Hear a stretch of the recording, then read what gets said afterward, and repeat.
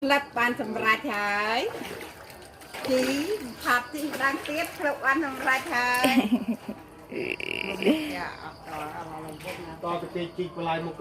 ជីលើកនេះលេខបានសម្រាប់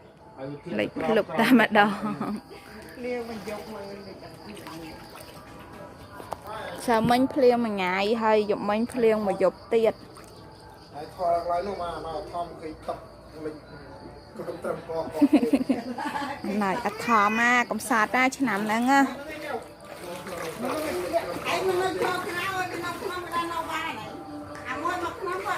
មួយទឹកនេះលៀងទឹកនេះសិនហ្នឹងលៀងជើងកំសាតតាឆ្នាំនេះកំសាតណាលិចទឹកអស់ហើយកំសាតណា